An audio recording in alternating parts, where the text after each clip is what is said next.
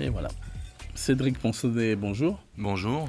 Alors le constat est indéniable, aujourd'hui l'activité perlière engendre des tonnes de déchets qui représentent un vrai danger pour le lagon. Exemple, une ferme, on va dire, de taille moyenne, dégagerait 2 tonnes de déchets par an. Alors on a l'impression que l'on découvre cela aujourd'hui. Avant, ça se passait comment ?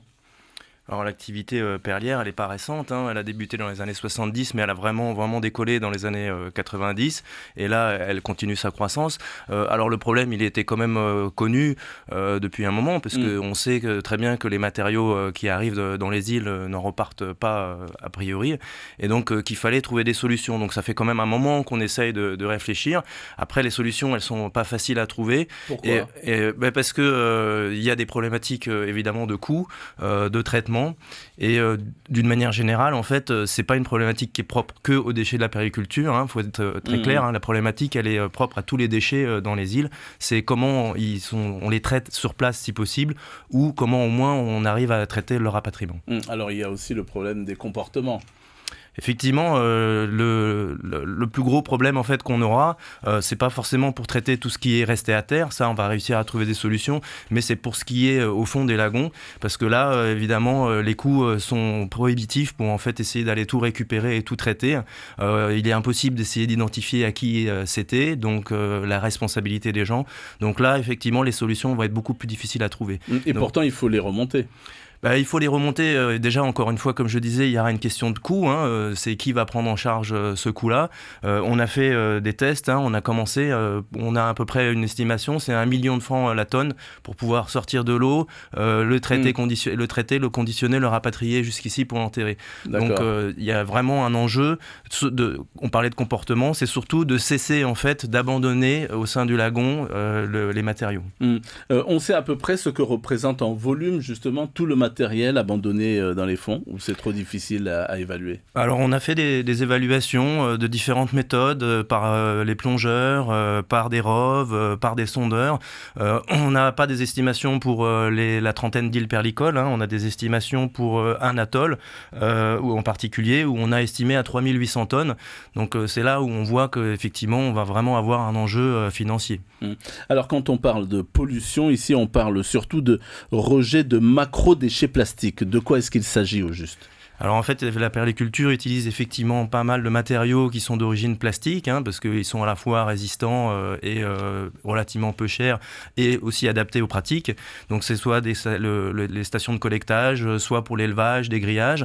Et donc en fait, ces matériaux, le souci c'est que s'ils sont abandonnés, le macroplastique en lui-même n'a pas forcément d'impact, à part visuel, et puis aussi il va faciliter la charge du lagon.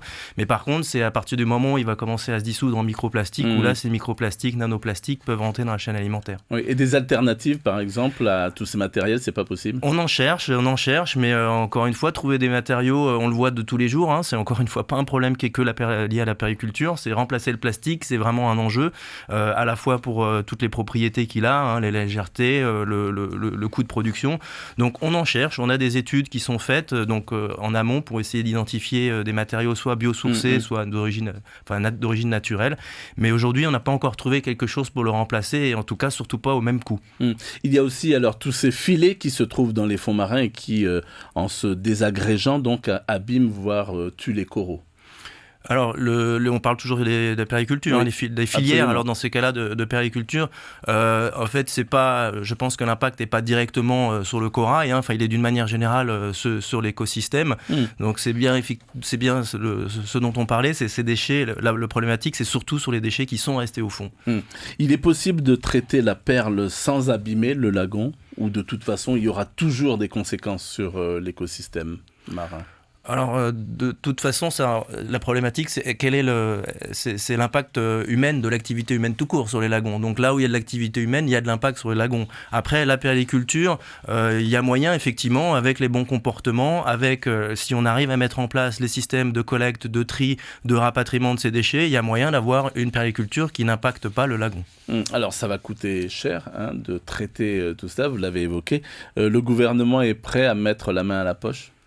Bien évidemment, hein, le gouvernement est là pour accompagner les filières, mais il ne faut pas oublier à qui est la responsabilité, et elle est très claire. Hein, on ne parle pas de déchets ménagers, on parle de déchets professionnels, dont la responsabilité, elle est aux professionnels. Donc on ne va pas leur faire porter tout le coup, c'est bien évident. Après, il va falloir aussi mutualiser avec le traitement de tous les autres déchets, donc on va travailler également avec les communes, et il va y avoir un acteur clé qui vont être les transporteurs. La plupart des bateaux qui repartent de ces îles, ils repartent à vide. Donc il va falloir aussi voir avec eux dans quel mécanisme de financement on pourrait trouver. On a l'impression que c'est toute une éducation, une formation qu'il faut revoir avec les perliculteurs. Alors, je pense que beaucoup sont déjà conscients, mais n'ont pas trouvé à leur niveau les solutions. Et l'enjeu va être justement de les aider collectivement à trouver ces solutions. On n'est pas sûr que les solutions soient les mêmes d'ailleurs pour toutes les îles. Hein. Ça va dépendre un petit peu de l'activité qu'il peut y avoir, des dessertes. Donc, par contre, clairement, je pense qu'il y a quelques individus où on a vraiment un souci de comportement. On va terminer par là. La qualité de la perle, est-ce qu'elle est menacée par ricochet, j'allais dire, à cause de cette pollution? La qualité de la perle, c'est la qualité du lagon d'abord. Hein. Donc effectivement, un lagon en mauvaise santé, les larves vont avoir du mal, il va y avoir peu de collectage, les nacres vont avoir du mal à grossir, vont mal minéraliser, et forcément la perle sera moins bonne. On va terminer par là très rapidement. Un plan de gestion des déchets donc perlicoles est en cours. Vous pouvez nous en dire un peu plus? Oui, donc ça c'est une étude justement stratégique qui doit venir nous aider à identifier à chaque étape, de l'amont jusqu'à l'aval, les différentes actions qui peuvent être mises en place, les différents mécanismes de collecte. Et c'est sur cette base-là, donc l'étude commence cette année, les résultats finaux seront donnés en 2020, qu'on pourra identifier les pistes à mettre en œuvre. Merci beaucoup Cédric Ponsonnet d'être venu nous voir, d'avoir accepté notre invitation et de nous avoir éclairé un peu plus quant au danger de la pollution née de l'activité perlière sur le lagon. Je rappelle que vous êtes le directeur des ressources marines et minières. Merci. C'était l'invité café du lundi au vendredi.